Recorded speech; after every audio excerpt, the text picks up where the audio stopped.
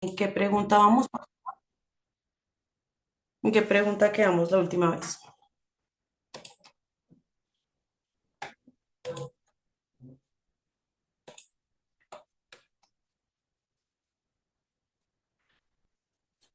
Ok.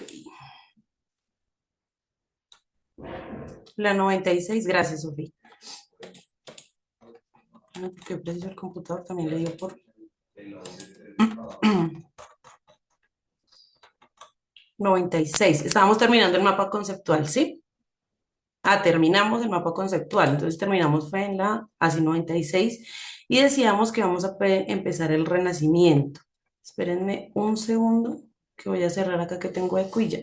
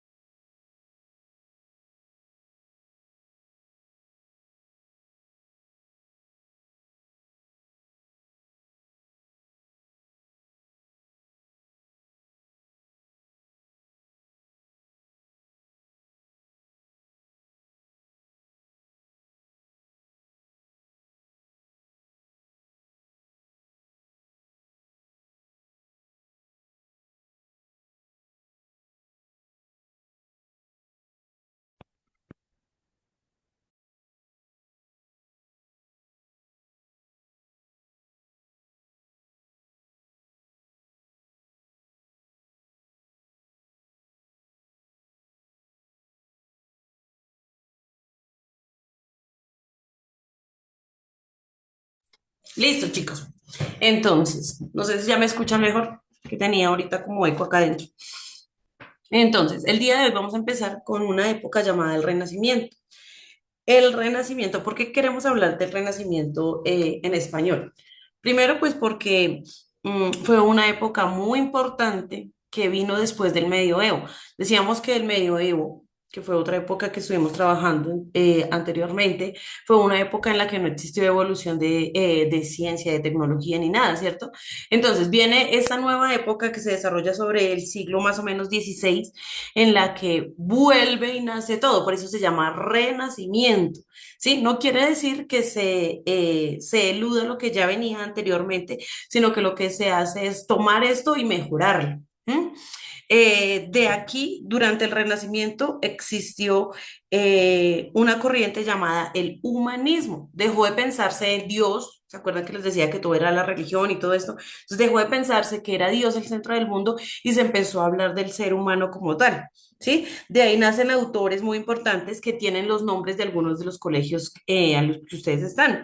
Se llaman Dante Alighieri, Francesco Petrarca, Giovanni Boccaccio, Tomás Moró, Nicolás Maquiavelo, ¿sí? Fueron humanistas que se destacaron durante este tiempo.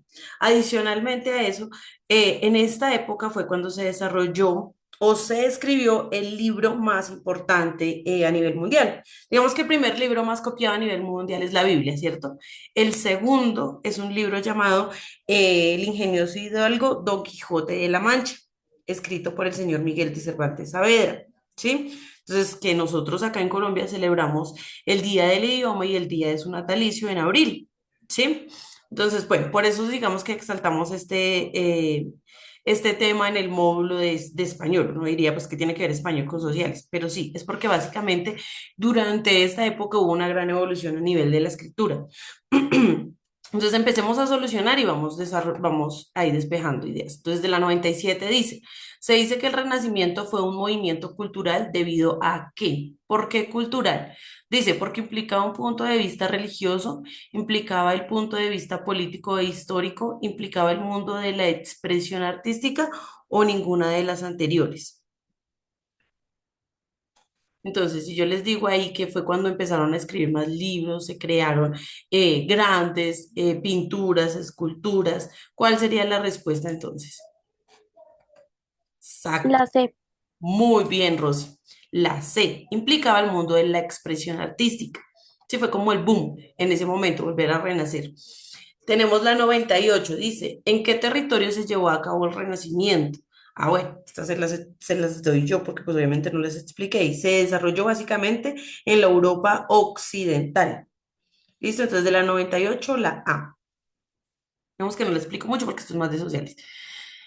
La 99 dice, uno de los grandes rasgos del Renacimiento fue el avance humano y científico, el regreso a las formas religiosas y morales, el rechazo al mundo antiguo o el estancamiento artístico que esta época trajo. ¿Cuál creen ustedes que fue? Muy bien, Sofía. Exacto. La A, el avance humano y científico. Por eso decimos que básicamente fue renacer, porque antes no se podía ni hablar ni nada de eso. De los 98 era la A. No, 100, llegamos a la 100. Dice, en esta época, otro gran descubrimiento ayudaría a su consolidación. La pólvora, la arma de fuego, la imprenta o ninguna de las anteriores. A nivel del área de español, ¿ustedes cuál creen que sería el invento que ayudaría? La imprenta. Exacto. La imprenta, ¿por qué? Porque digamos que antes se sacaban libros y era un poco difícil reproducirlos a otros lugares. Se sacaban poquitas copias de los que se podían y ya. Cuando llega la imprenta, entonces ahí es donde empiezan a divulgar un poco más lejos sus escritos. Adicionalmente a eso, eh, también se empieza a preocupar por que se escriba mejor, ¿sí? Porque si va a quedar impreso, pues lo mejor es que tenga buena ortografía, buena puntuación, que todas las personas lo pueden entender. Por eso hubo una gran evolución y fue muy importante la imprenta durante este tiempo para, para la escritura como tal. Entonces, de la 100, la C. 101. El Renacimiento trae consigo una renovadora visión de Dios, una visión industrialista de la sociedad, una revolución burguesa o una nueva visión del hombre y del arte. ¿Cuál La D. sería? ¿La qué? La D. La D, perfecto. Una nueva visión del hombre y el arte. Estamos hablando de todos los humanistas y adicionalmente a eso, pues el arte como tal. Seguimos entonces con la 102. El término teocéntrico fue criticado por el renacentismo debido a que, acuérdense que, bueno, esta es una de esas palabras que uno puede utilizar un prefijo, teo. Teo significa religión, Dios como tal, ¿sí? Y céntrico, pues obviamente el centro de algo. Entonces, a partir de eso, ¿cuál sería la definición de esta palabra? Dice A, el Renacimiento daba nueva vida a la religión. El teocentrismo se basa en las ciencias como fundamento. El teocentrismo asegura que Dios es el centro del universo o ninguna de las anteriores. La C. La C. La C, perfecto. Listo, de la 102, la C. Vamos con la 103. El término antropocentrismo fue usado en el Renacimiento debido a que, ojo, nuevamente un prefijo, antropo. Antropo tiene que ver con el ser humano, la evolución del hombre, ¿sí? Y centrismo, nuevamente el centro. Entonces dice, exaltaba la naturaleza de Dios en la tierra, era un término que ellos buscaban destruir, resultaba una idea irracional para la época, era la idea de que el hombre era el centro del mundo. La D. La D, perfecto. 103, la D, el hombre como el centro del mundo. Dice, en la literatura del Renacimiento despreciaban el humanismo, exaltaban el amor y la belleza de la naturaleza, demostraban un profundo sentimiento religioso o ninguna de las anteriores. La B. La B. La B, perfecto. Muy bien. Hoy nos está rindiendo demasiado. 105. La antigüedad clásica fue importante para el Renacimiento, pues, o sea, lo que ya venía de antes porque fue importante. Dice, hablaban de encontrar a Dios, eran escritos sagrados como la Biblia, hablaban de cómo derrocar a los reyes o hablaban del ser humano y la belleza. La B. Hablaban del ser humano y la belleza. Exacto, muy bien. Del ser humano y de la belleza como tal. Dice, entre los autores más importantes del Renacimiento encontramos, bueno, esto se los doy yo. Tenemos a Carl Jung, Jacques Lacan, Karl Marx o ninguno de los anteriores. De esta pregunta, ninguno de estos escritores perteneció a la época. Entonces, de la 106 es la D. Mientras que en esta sí tenemos uno, en la 107. Entonces, 106D, 107. Aquí sí tenemos un escritor muy importante que fue Pierre Rousseau. Rousseau, perdón, que básicamente este fue un escritor francés que básicamente era poeta, ¿sí? Entonces de la 107 es la A. 108, a ver, estas sí se las dije. 108, obra importante de la literatura renacentista española. Decamerón, Las Mil y Una Noches, Cuentos de Navidad o El ingenioso Hidalgo, Don Quijote de la Mancha. La D. La de Correcto, el libro, el segundo libro más copiado en todo el mundo. 108, la D. 109, en el proceso de comunicación solamente se transmiten informaciones. Cuando ustedes se comunican con otras personas, ¿solamente hablan? ¿Sí o no? ¿Solamente me puedo comunicar por hablar? No. No. Entonces vamos a mirar, esto es una pregunta cerrada. Si ustedes miran, la A dice sí, la B dice no, la C dice sí y la D dice todas las anteriores. Entonces ya dijimos que no, ¿no? Vamos a mirar si esta sí tiene que ver con esto. Dice, no, porque en dicho proceso también se transmiten emociones y sentimientos. Entonces la respuesta de la 109 es la B. 110. Ah, bueno, ya terminamos esos elementos. Entonces, 110.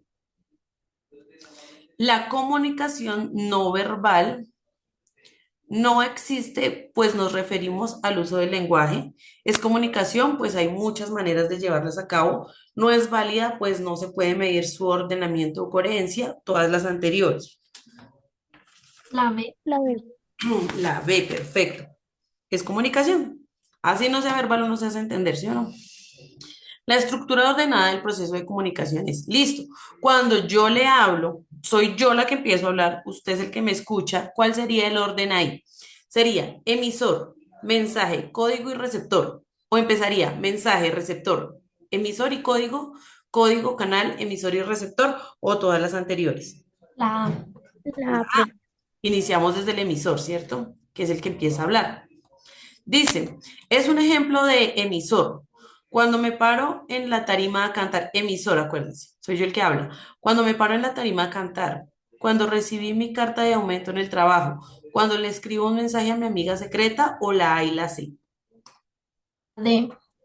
La D, perfecto, la A y la C son correctas.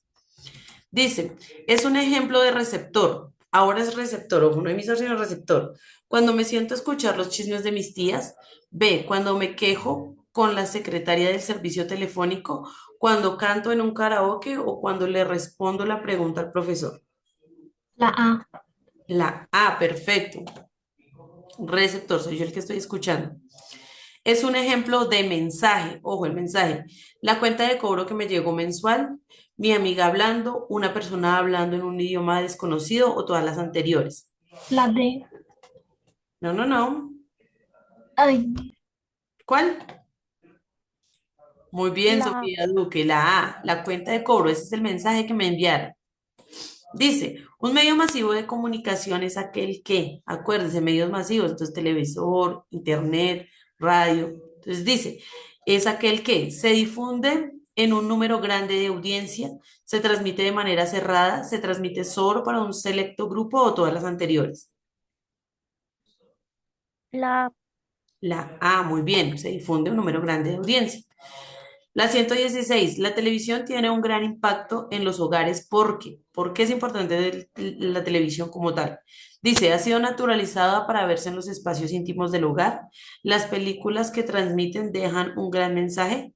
Es una ley y mandato o todas las anteriores. ¿Por qué es importante? Porque todas las personas tienen televisor en la casa.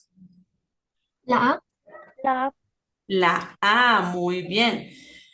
Listo, ha sido naturalizada. Todos tenemos. Si la persona que no tiene televisor es como raro. 117. La mayoría de contenido de la televisión es cultural, formativo, moral o ninguna de las anteriores. ninguna de las anteriores. Exacto, ninguna, porque básicamente el objetivo principal de la televisión es vender. Dice, una propaganda es de naturaleza cultural, popular, religiosa o comercial. La D. La Comercial. Ajá, completamente comercial. 119. Se puede decir que la televisión no permite otros puntos de vista porque es bidireccional. Bidireccional quiere decir que va en las dos direcciones. Por ejemplo, así como yo estoy aquí en clase con Sofía o con Rosy, yo hablo, ellas responden, ¿cierto? Eso es bidireccional. O la B dice unidireccional. Yo hablo, y los demás no están contestando. Entonces eso es unidireccional. La C dice una caja inanimada o la D dice todas las anteriores. La B. La B. La B es unidireccional. Yo no puedo escoger qué es lo que dan en televisión. Puedo escoger qué ver, pero no puedo escoger qué transmiten ellos. 120. Es importante mantener el pensamiento crítico frente a la información difundida por los medios, pues, porque es importante tener un pensamiento crítico. Dice, el ser crítico nos ayuda a formar un punto de vista libre y propio. El ser crítico no sirve. El ser crítico ayuda a resistir frente a la información falsa o la A y la C. La D. La D, perfecto, muy bien. La D, la 120. 121. Es una ciencia que se enfoca en el estudio del lenguaje humano. Ah, bueno, creo que aquí ya pasamos a al siguiente tema. Sí, vamos a empezar con todo lo que tiene que ver con la lingüística, ¿sí? Entonces, bueno, les explico. Bueno, primero que todo, pues la respuesta de la 121 es la lingüística porque vamos a empezar ese tema, ¿sí? Que básicamente es la ciencia que se enfoca a todo, absolutamente a todo. Entonces, la manera en que hablo, el orden de las palabras, y que exista algo que se llama coherencia y cohesión. Coherencia, cuando usted le dice, pues porque usted es tan incoherente o porque no tiene coherencia, pues porque usted posiblemente está hablando de colores, ¿no? Entonces a mí me gusta el color amarillo, azul, verde y cocodrilo. ¿Pero qué? ¿Qué tiene que ver una cosa? Pues porque voy en una misma línea de un tema y salgo con otro, ¿sí? Eso es la incoherencia, o sea, falta de coherencia. Para que exista una comunicación asertiva debe existir coherencia en lo que yo estoy hablando, ¿sí? Que todo lo que yo estoy hablando se enlace un tema con el otro, ¿sí? O que en el caso de que estoy escribiendo algo, exista un punto aparte para que me diga, o un punto, o puntos suspensivos que me hagan ver que hay otro tema después, ¿sí? Ahora vamos a hablar de tal cosa. Ahora vamos a hablar de los animales, ya no de los colores, ¿sí? Pero que exista una aclaración. Y la cohesión, eso es coherencia. Y la cohesión tiene que ver básicamente con el orden adecuado de las palabras, ¿sí? ¿Se acuerdan que hablábamos la vez pasada que decíamos que me voy para allá, cuando hablábamos de los niveles de lenguaje, ¿cierto? Me voy para allá, ¿sí? Ahí no hay cohesión, no existe un adecuado orden de las palabras y además me estoy comiendo la mitad de uno. ¿Vale? Entonces a eso se hace referencia a la lingüística, a que hablemos, escribamos y nos comuniquemos adecuadamente para que todos nos podamos entender. Entonces dice la 122, dos características fundamentales de la lingüística son sujeto y predicado, significado y significante, empatía y apatía o cohesión y coherencia. La B. Coherencia y cohesión. Exacto, la D. 123, coherencia y cohesión. 123. Un tema es coherente cuando posee predicados y verbos conjugados, predicados ordenados, tema básico y subtemas ordenados, la A y la C. La C. La C. La C, tema básico y subtemas, que estemos hablando de lo mismo. Listo, podemos definir como cohesión a la capacidad de mantener un orden controlado, la tendencia a cambiar de temas y dejar unos inconclusos, la propiedad de que cada frase de texto se asocie con las demás armónicamente, la D y la B. La C. La C, exacto. Entonces, la propiedad de que cada frase se asocie con las demás, que yo no diga, me voy para allá". No, yo tengo que tener un orden. Yo no voy a decir, el azul cielo bonito. ¿Qué? No, el cielo azul es bonito. ¿Listo? El siguiente es un ejemplo de una oración compuesta copulativa. Ah, ya determinamos lo de la cohesión y la coherencia. Creo que hoy nos ha rendido demasiado. Entonces dice, el siguiente es un ejemplo de una oración compuesta copulativa. Listo, entonces vamos a mirar que existen oraciones compuestas. Una oración simple es, por ejemplo, cuando yo utilizo un solo verbo, ¿sí? Un sujeto y un verbo. Entonces, yo hago caso, ya, yo hago caso. Entonces, el sujeto soy yo, el verbo es hacer, hago, y caso, pues el complemento, ¿cierto? Entonces, eso es una oración simple. Pero aquí me están hablando de una oración compuesta. ¿Qué es una oración compuesta? Una oración compuesta es la unión de varias oraciones simples, pero ¿cómo las uno? Hay palabras que se llaman conectores que me unen unas palabras con otras y que cada una tiene como su objetivo claro. ¿M? Entonces, dentro de ellas tenemos las oraciones copulativas. Una oración copulativa quiere decir que yo puedo hacer dos, tres, cuatro cosas al tiempo. Entonces, yo hago caso. ¿Con cuál otra podía unirla? ¿Qué otra cosa puedo hacer al tiempo de hacer caso? Yo hago caso y qué más.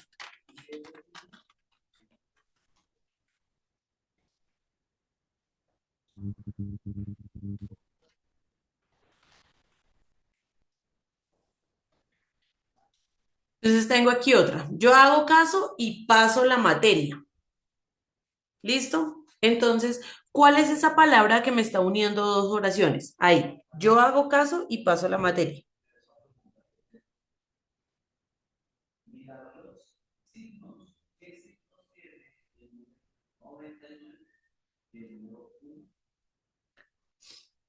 ¿Cuál sería? La I, exacto, Sofía. La I, la I, el también, el además, son palabras que lo que hacen es indicarme que yo puedo hacer dos cosas al tiempo, dos o más cosas. Entonces yo digo, yo estaba en la casa, ya eso es una oración, yo estaba en la casa y hacía oficio, también escuchaba música, además bailaba. ¿Sí ven? Uní cuatro oraciones y todas las puedo ejecutar al mismo tiempo. ¿Sí? Eso es una oración copulativa, las que yo puedo hacer varias cosas al tiempo. ¿Listo? Entonces dice la 125. Dice, el siguiente es un ejemplo de una oración compuesta copulativa.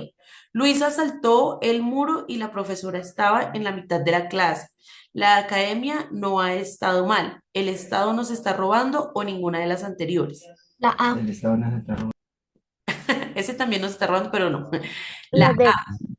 Luisa saltó el muro y acá lo que me indica es la I, ¿vale? Entonces tenemos acá de la 125 la A. El siguiente ejemplo, perdón, el siguiente es un ejemplo de una oración compuesta copulativa. Juan y Luis terminaron tarde la carrera. La casa estaba hecha un desastre. ¿No lograste ingresar a la página de mi tío? Se encontraron en París e iniciaron la investigación que quedaría para la historia. La D.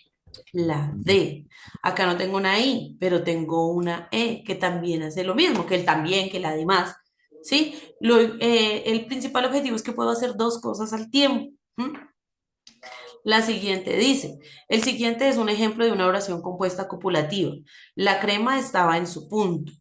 Esa película me produjo pesadillas. La carrera estuvo injusta o ninguna de las anteriores. Ninguna de las anteriores. No hay, La todas D. son oraciones simples, ¿cierto? Listo, hijos, vamos a dejar ahí.